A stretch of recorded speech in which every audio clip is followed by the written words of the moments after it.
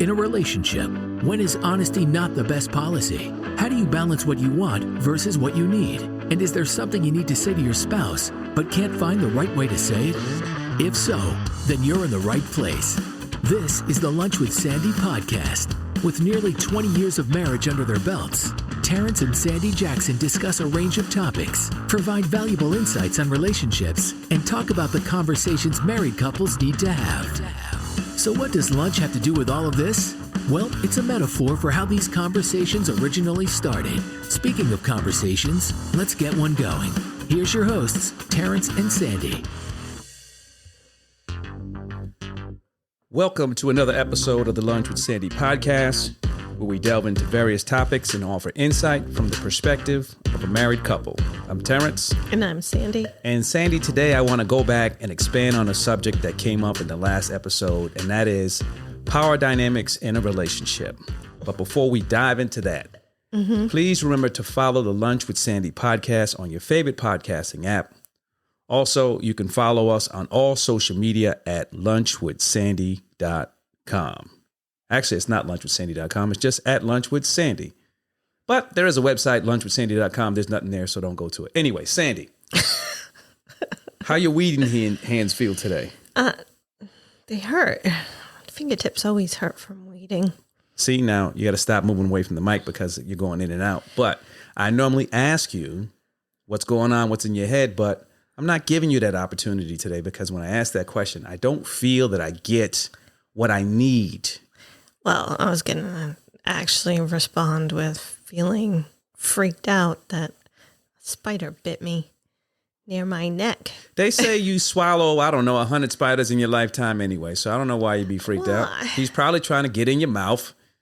Well, at least that would be protein benefit, but this little bastard just bit me instead. You don't actually could have been a big one. Know if it was a spider.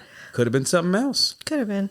You know you'd be out there playing with all kinds of bugs and... But I didn't do anything the day that I got this, so... Maybe the bug was just hitching a ride on you for a while and then decided to take a bite out of crime at some point. Take a bite out of crime. Bugs, you never know what they're thinking. No. So last week we had a conversation about equality and equity in a relationship. And during that conversation, the concept of power dynamics came up and how it could play a role in a relationship. Power dynamics can have a significant impact on relationships based on the roles and how they play out. So we're going to discuss that today, and we're going to jump right into it. I'm going to ask you this very simple question. Mm-hmm. Have you ever been in a relationship where you felt either empowered or disempowered? And what made you feel the way that you actually felt? Well, yeah, but it was probably one of those extreme situations of feeling disempowered. But other than that, I don't feel like any other one. I felt either or. I think in every relationship, there's a power balance based on who the individuals are. I think sometimes it's not recognized because if it's not an extreme situation or depending on where you are in your stage of life, you may not recognize it. But yeah, when you start talking about power dynamics, there's a number of ways. Well, what about you? Have I been in a relationship like that? I mean, first off, I used to watch He-Man a lot, so I got the power. No, I mean, it depends.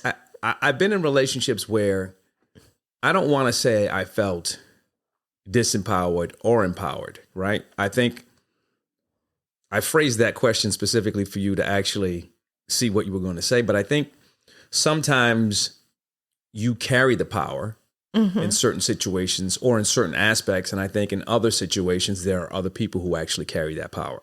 Now, I think when you start talking about feeling empowered or disempowered, I think that has a lot to do with who your partner is. I think you can be in a situation where someone makes you feel disempowered based off their actions and the things that they say and how they move. And I think the same can be said from the perspective of feeling empowered. And again, I think it depends on who that individual is, right?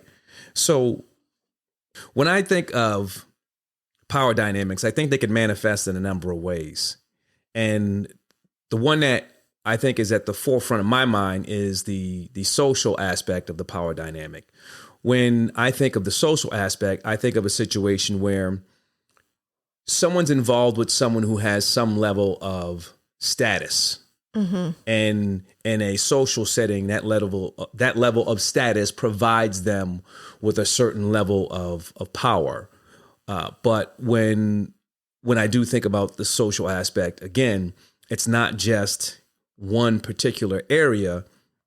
You can be in a situation where, based off your background, socially, whoever you are, you may be afforded or you may be viewed as having a certain level of power. And also based on your gender, from a social perspective, you may be viewed as the person who has the power in the relationship. Any thoughts on that, Sandy? Yeah, I think when most people think about it, it tends to be gender biased, right? You know, typically in the past, the men have always thought that they had the power. But then it makes me think from when I think of the family perspective, it's, you know, I don't know, your last name may be carrying some weight around, especially like if you've grown up in like the same town and everybody kind of knows your family, you know. I think that's more. You wouldn't classify that as social? I would classify that as social, but I would attach that more to status. I think based on your name, you may be afforded a certain level of status in a particular area, and that may give the impression that you hold a certain amount of social power based on whoever you're with. Like, you know, if you were in my old neighborhood back in Connecticut, you know, you might be recognized more because of your last name. Uh-huh. I mean, it might not be for a good thing, but still. Well, even, you know, here where we live, it's my maiden name was a unique name. So usually, I don't think that afforded you any power, though. No, but not me. Well, but it's kind of like, oh, are you so-and-so's cousin? You so-and-so's sibling? Because there wasn't many of us that had that last name. So maybe it did afford me some power because I think they associated me with those particular family members. When we start, I think it might have afforded you some recognition. But when we start talking about power dynamics in a relationship, I got the power. Not you. Too late. I already used that line.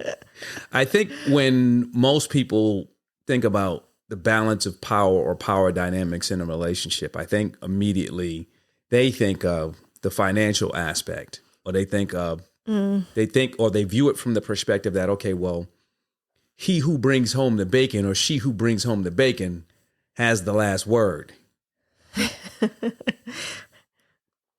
Yeah.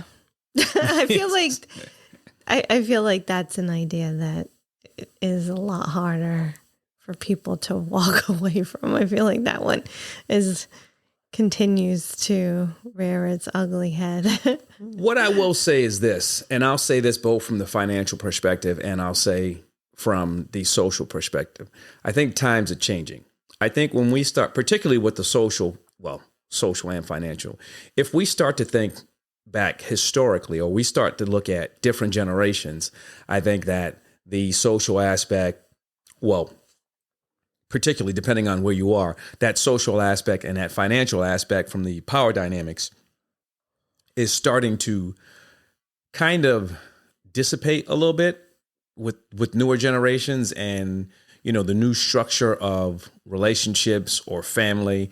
And it's not so much the traditional, this person goes to work, so this person makes the money, and so this person gets to make all the decisions. I think that's changing with the upcoming generations. Well, I think the family aspect of who goes to work and who brings home the bacon is changing. But I don't know if that leads to much change in who feels like they have the power based on, you know, roles may have switched and that other capacity, but I feel like the idea that if I'm the one that brings home the bacon, I think people just naturally gravitate towards the fact that they think they have the power as well. So you're saying you think you have the power? Of course, I said that. You ain't already. got no power. But, and then financial, which it's sort of tied into it, but I think of it in a class of its own as occupation. So you got to explain that. Like if you have and then I don't even mean like a position in power, right? But, well, not necessarily. Like, so I'm not really speaking of, a police officer or something like that, but in a occupation that you are consistently like listened to, like, right? Like, so you kind of just holding an occupation where people listen to your opinion and you make a lot of decisions. I feel like that can also translate. Them people don't live with you. I know, but you come home, ain't nobody listening to you. I think that sometimes people will, continue to react the same way once they're home. I think everyone is different. I think sometimes people may get caught up in their head and think that because of their occupation, they may have that aspect of the power dynamic on their side. But at the same time, you can have people listen to you and your partner or spouse or whatever can come home and make double what it is you're making. And guess what? You ain't got no power. Right. Like, well, I'm thinking like if I'm telling people what to do all day at work, is that going to just naturally translate to at home? No, because you can tell people what to do all day at work if you want. You don't come home and tell me what to do. It don't work like that. What are you talking about? I do it all the time. But no, I don't. You come home and talk. I don't purposely tell people what to do at work. So that's not me. All right, we're gonna move on from your occupational and move on to. So you don't like my occupational theory? That's fine. No, it's not. It's not about whether or not I like your theory. Everyone is different. I said we're moving on because now you're dragging on, talk about you're coming home, you're telling me what to do, and we ain't got time for that. We preach the truth here, no lies. Anyway, there's another aspect of the power dynamic that I think about that I don't think a lot of people really pay much attention to, and that's the emotional aspect. There are situations where emotionally people are in situations. There are situations where from the emotional aspect, one individual or the other has the power to influence what the other person does or says. Yeah, I'm trying to think about that one. Like, and what do you mean? Like the person is just, for instance, let's say needy. We're gonna use you as an example. Okay. And I'm just using you as an example.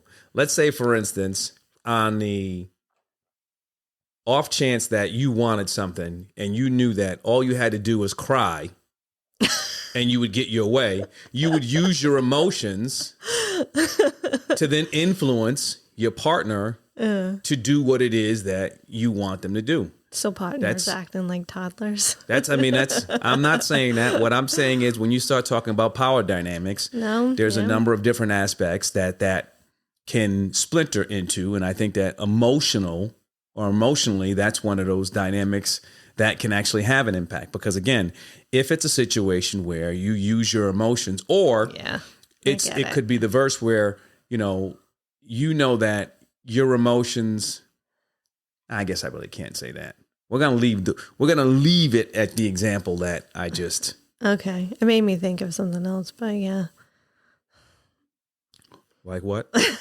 Like this well is dry. Don't come to me until you give me what I want. This well is. That's not emotional. Well, I'd be playing on your emotions, not my own. That's not playing on my emotions. This well is dry. People can go get water from somewhere else. Take that however you want to take it. Anyway.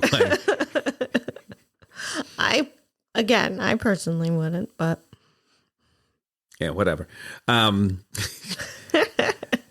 that's not necessarily emotional. But what that could be is physical. Mm-hmm.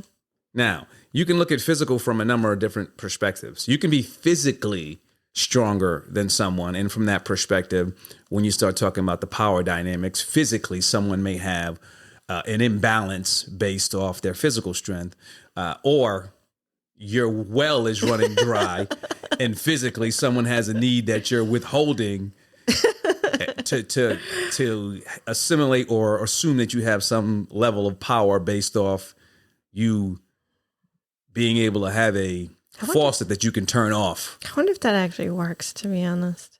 You wonder if what works? People are manipulating other people that way. Well, people are very manipulative and they may be trying to do that. But then again, there's consequences to all your actions. Yeah. And we did an episode about, people going to sip from other people's wells. Maybe that's one of the reasons why it happens. Maybe. There we go. So I'm not going to ask. I was going to ask this question, but I'm not, because I don't want you going off the side rails. Because what I was going to say, looking at the different dynamics or the different aspects of the power dynamics that we discussed, where would you say that we fall within those branches of the power? I can tell you right now, from the physical perspective, I got all the power. You're weak. What are you talking about? I'm that weightlifting shelf today. I got a perfect example today. That shelf. I need you to help you bring that shelf up. I said because it was tall, not because it was heavy. And do you see how? And I didn't even try, but since you had just come home, that's why I said, "Oh, perfect timing." Yeah, but and you see how I handle it, regardless of. I told him to turn it to the side and just walked up the stairs with it with one hand. Whatever. But anyhow, I think most people probably looking from the outside in of our relationship probably think that you have all the power. I would say that. Well, I mean, I can't speak for anyone else, but I can't. But I think just the way that you present yourself, the way I don't talk to people. Outside of the people who are in my circle and the circle that I move in, I don't really talk to people.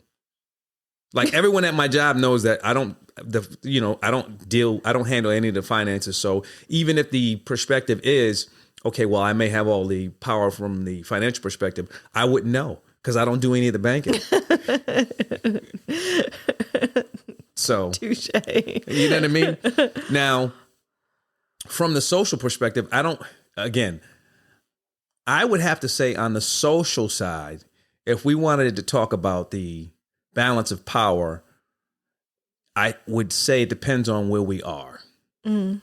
Like if we're in these parts, yeah, you got it. I don't even want it, but you got it.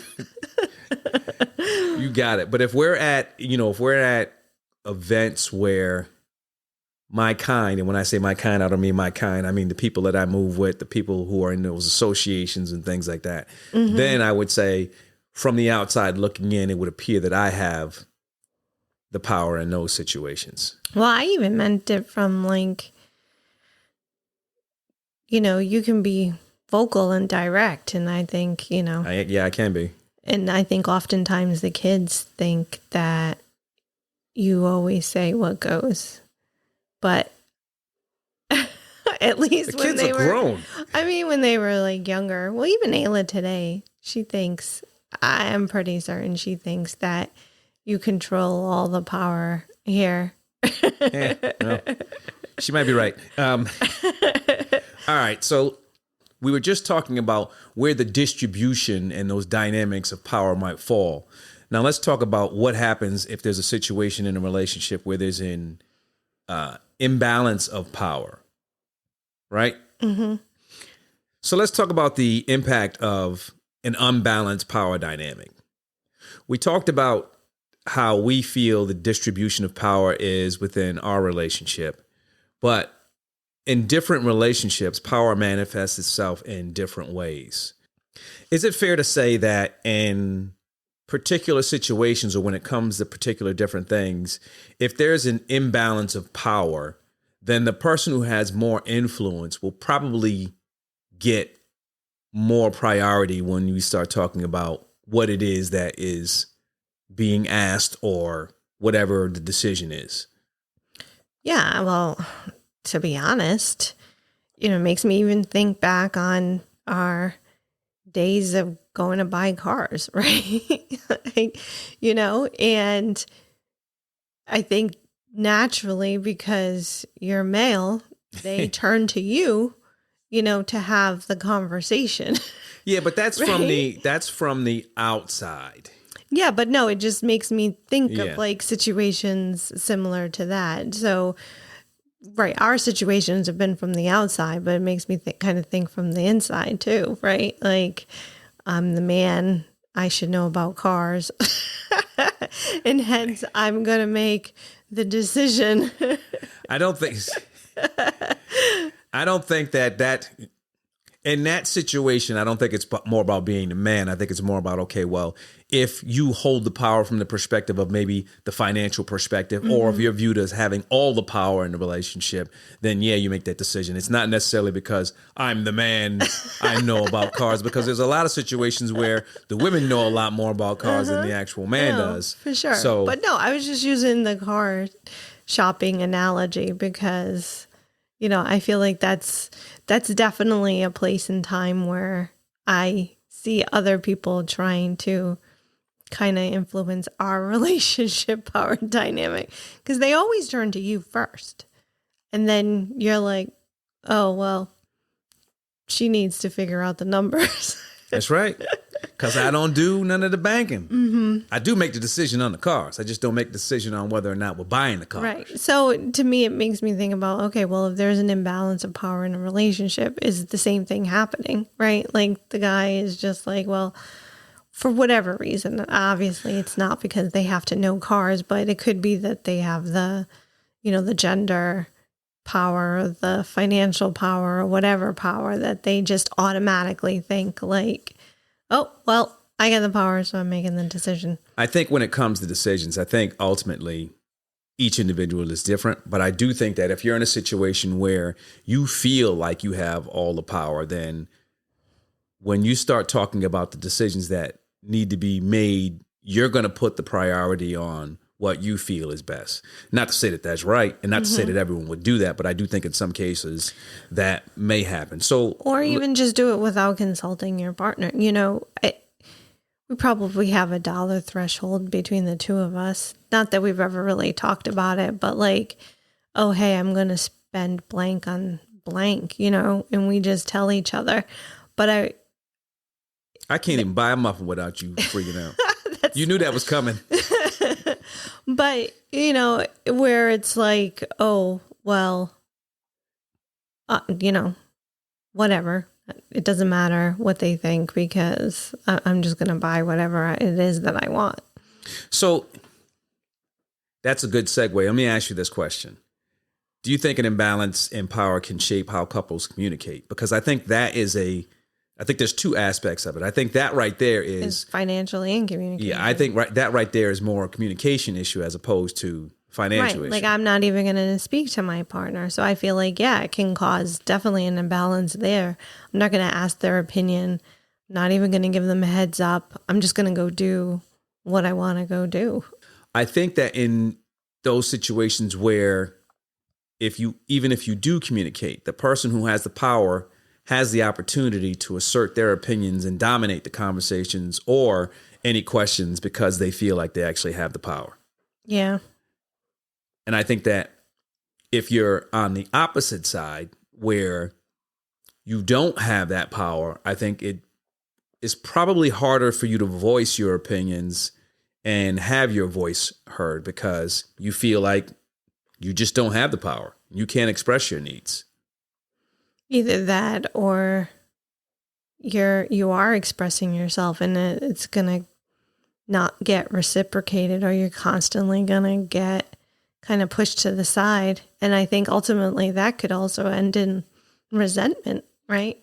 So what happens when you're in a situation where someone feels like they have all the power and they're asserting their opinions and dominating conversations, and you're not having your needs met because you're afraid to voice what it is that you need? Well, then you just need to go grab a frying pan and Obviously, you're not grabbing Level them. the We playing don't field. condone any violence. What I was looking for is when you're in a situation like that, there can be obviously a huge barrier Yeah. in communicating. And then when you have that barrier, that's when you start to have a whole bunch of trouble, right? We talked about this before. You have, all the misunderstandings, and you get unintentional messages because the way that you're communicating is not conducive to being open and honest. Yeah. And I think, right, it ends up being where you attempt to communicate your unhappiness.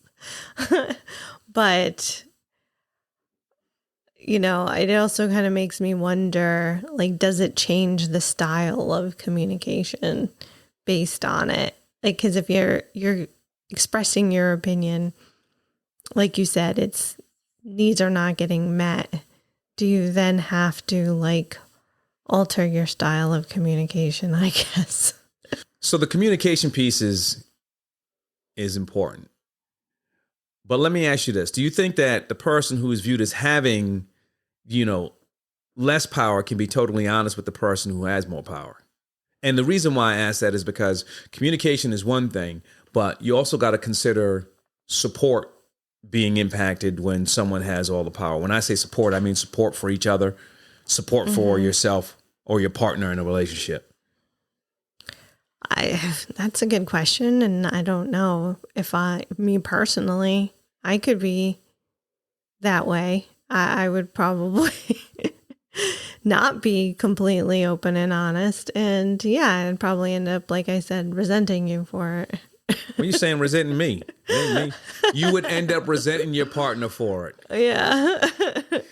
There's also the situation, or there's also the issue with, if you're in a situation where you are the one who does not have the power, then when it comes time and you have to compromise on something, there's a chance that you're going to get the short end of the stick. Because if I'm the person who has all the power, why do I need to concede? Why do I need to make concessions? Yeah. If I'm the one who is it? Know what I mean? Yeah. Well,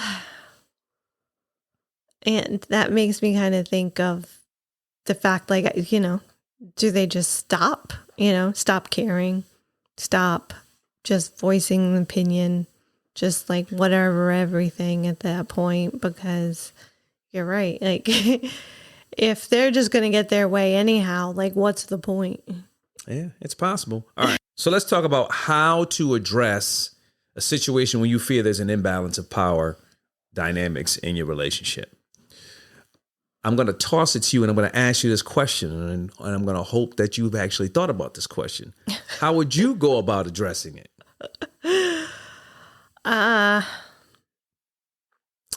Well, since I can't get the frying pan, I would honestly just tell you, hey, like, this is how I'm feeling. When you do this action, when you take over the situation and you don't even speak to me about it or whatever it is, that's just the one example I have. But, I don't like it. I feel affronted and offended and whatever. Look at you using them words. What if I said whatever? Too bad. No, I think the first step is recognizing that there's an imbalance, that it exists. I think that has to be the first thing. And that, whether that be you going to your partner and saying that, or you guys sitting down and coming to that assessment. But I think the first thing is, recognizing that it actually exists. Because then when you recognize that it actually exists, there's an imbalance, then you can start looking at, okay, well, what is the cause? You can't fix something if you don't know it exists and you don't know what the actual cause is. Once you know that it exists and you know what the cause is, you can now start to address it and take whatever steps as a couple or individual to rectify what it is that's actually going on. Yeah. Well, and I think it's got to be difficult, especially if the person with the power doesn't even realize necessarily they have it and then they have to also give it up at the same time. Well, I mean, each person's different, and I'm not going to say they're going to have a problem giving it up. They didn't recognize it, because I'm not going to go down the path that you always go on. But once you recognize it and you know what the cause is, then I think the other part about that is having that open communication, promoting open and honest communication and mutual respect. Because if the situation existed where there was an imbalance and you care for that person and you actually have the actual respect, then when you start having these conversations, you're going to listen to them and try to actually rectify those. Otherwise, why are you together? Yeah. So. Because I want the power. Well, and one other thing that you can actually attempt to do, rather than say, I want the power, is find ways to actually rebalance the power dynamic so that there's greater equity within the relationship. In order to do that, you have to really know each other, because each relationship is different. But once you know each other and you can recognize where those imbalances are, then you can work on rebalancing it so it's not so imbalanced. Were you going to say something? You never commented on whether you felt like ours was imbalanced or balanced. You didn't ask me. Why am I going to comment on something you didn't ask me? I don't feel that it's I think, first off, I don't want people to think that we're perfect. I am, but you're not. I think what we do works. Yeah. I mean, I don't see a situation where, one person is, with the exception of the actual money. I do tell people all the time, Sandy could be doing whatever she wants to do with that money. I would never know. That is the only thing. Other than that, I mean, we have a lot of communication about a lot of stuff. I mean, I don't go out and just willy-nilly buy bikes without having a conversation with you. That would be an issue. That would be a problem. That would be a problem. That'd be a problem. I'd probably have like 10 bikes. Yeah, you probably would. We'd probably be not here right Bike now. poor. We definitely they talk about being house poor. It'd be bike poor. We would be bike poor. We would be bike poor. No, I think what we have works. I mean, nothing's perfect, and I don't pretend that anything will be perfect. I don't think that we need to move towards perfection. I think it works. If we get to a situation where it doesn't work, then we can work to rebalance the power dynamics of this relationship. That's good enough for you? Mm-hmm. All right. Now, I keep hearing this song in my head. All right. Well, enough about your song. We've come to understand that power dynamics are not solely about dominance or control, but encompass a spectrum of influences that shape how we relate to one another. Whether it's recognizing and challenging gender norms, redistributing responsibilities more equitable, or fostering open communications and mutual respect. Addressing power dynamics requires a willingness to confront the status quo and actively work towards creating a more balanced and inclusive dynamic. As we navigate our relationships, let us remember that understanding and addressing power dynamics is not a one-time fix, but an ongoing journey of self-awareness, reflection, and growth. Thank you for joining us on the Lunch with Sandy podcast. Please be sure to follow us on your favorite podcasting app and social media. Until next time, stay well. That's it for this week's episode of the Lunch with Sandy podcast. Thanks for listening. We'd love to hear your feedback and comments on Instagram, TikTok, and Twitter at Lunch with Sandy. And be sure to follow us on your favorite podcast app. If you enjoyed the show, don't forget to rate and review us. Thanks again for listening to the Lunch with Sandy podcast.